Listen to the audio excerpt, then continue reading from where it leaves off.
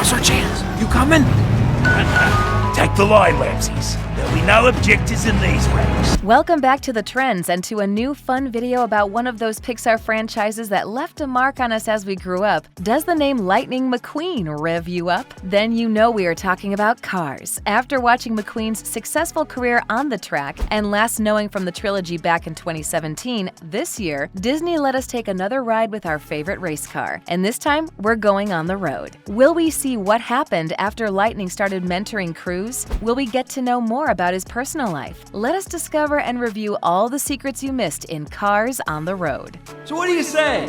Why don't we all just throttle back, shut the heck up, and, I don't know, move on? Cars 3 ended with Lightning McQueen fully embracing the legacy of the Hudson Hornet and getting a new paint job to celebrate his memory. But now, in Cars on the Road, we can't help but wonder what happened to this last makeover. The dark blue paint with the lettering that reads "The Fabulous Lightning McQueen" was an interesting look for our speed guy, but it's nowhere to be seen. Instead, McQueen got yet another paint job, back to his characteristic bright red and sporting a simpler design with the classic yellow lightning and the legendary number 95. He kinda reminds us of the classic look of Jay Garrick aka DC's first Flash. McQueen looks cleaner without all those sponsor stickers or the Rusty's name across his body. See? This place is fine. It's not like we're gonna live here. If we take a look at the stops chosen by Mater, we'll understand how big of an automotive culture fan he is. Every place he wants to visit has something to do with cars. We see them visiting hilarious car-themed places and attractions such as the world's largest tire maze, the world's largest lug nut, and the hysterical rendition of Stonehenge in the Cars universe. On the other hand, McQueen's choices are all associated with mystery. He suggests visiting the Caverns of Mystery, the Giant Muffler of Mystery, and the world's largest corn palace of mystery. But of course, maybe he's just being ironic and suggesting things as if he were Mater as a way to mock him lightly. Hello? Is anybody there? Episode 2 of Cars on the Road is a tribute to Stanley Kubrick's 1980 horror cult film The Shining, and it's full of visual references to it. They start with the visual gag inspired by the famous mirrored word red rum, and they change it with the word race car, which hilariously spells the same back and forth, shattering all the horrific punch of the original scene. Then they recreate the famous scene where the boy explores the hotel on his tricycle and even copy the carpet's patterns like many other movies have done before. By the moment he sees the twins, we already know what's coming, but they are creepy. You have to give them that. In a final visual from The Shining, they use the super creepy scene with the blood flooding and emulate it using green car antifreeze fluid. Because cars, get it? They could have straight used the red coolant version, but maybe they were trying to steer away from the bloody look to reduce the number of future childhood trauma cases. Well, suppose I can let one slip through the cracks. I am speed. We never thought we'd hear anyone else but McQueen using this famous mantra, but episode 3 was Mater's chance to shine and become a speed demon himself. But wait, what were they exactly referring to when they talked about the speed demon? Well, simply put, that shiny purple winged car is the Angel of Death, who has come to take Mater's soul right when he's about to crash after exceeding speeds of 640 miles per hour. She let old Mater go on a technicality, but hey, that was a close call. We're sure we won't see Mater flirting with speed like that ever again. You promised to help me flush those other gas bags off my mountain. Yep. We'll do whatever you say. In the real world, cryptids are animals that cryptozoologists believe may exist somewhere in the wild, but are not believed to exist by mainstream science. Here in the Cars universe, the weird cryptid hunters from the campfire use the word to describe monsters and supernatural creatures from legends such as El Chupacabra, Mothman, and of course, Bigfoot. This whole episode sports a very X-Files-esque vibe as it uses several elements from the cult sci-fi supernatural investigation show. Just like the FBI agent who starred in the X-Files, they believe in all this stuff and even connect it with the gray aliens as they used to do in the 1990s show. So it's fair to say this is kind of an X-Files tribute episode. Monster trucks tend to do one thing, and that's smush everything in their path. I thought she was done with all that.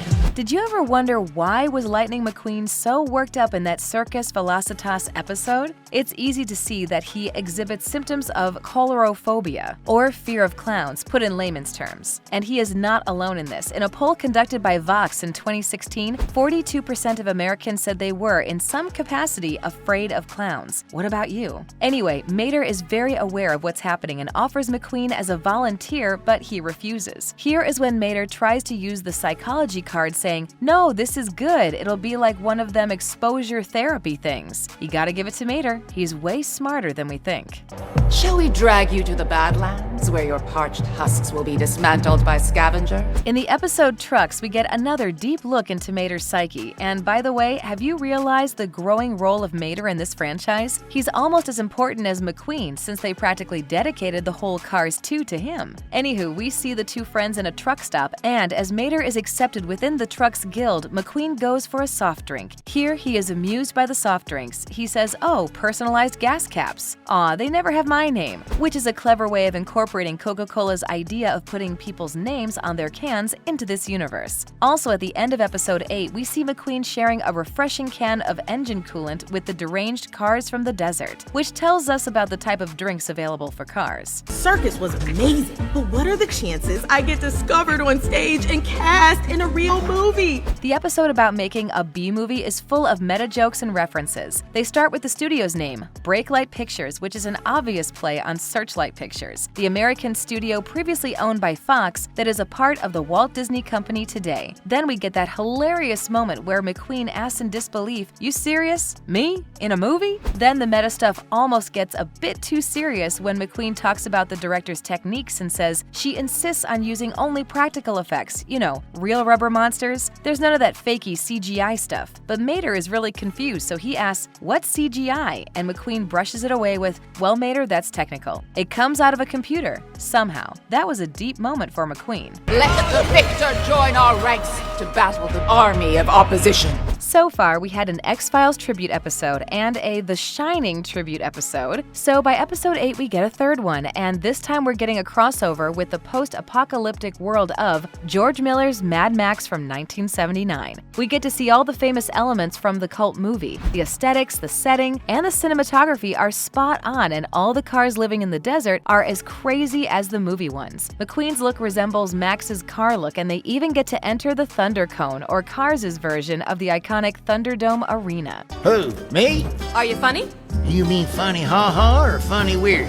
Did you get that joke they made with Mater's sister's name? They kinda created the ultimate dad joke when they named this character Mato. Everybody's a bit confused when they hear the name until she explains it, saying Mato is like tomato without the toe. Get it yet? It's because she has no toe, and if this isn't clear, just look at Mater's full name, which is Toe Mater. It has been written across his doors all along. Toe Mato, Toe Mater.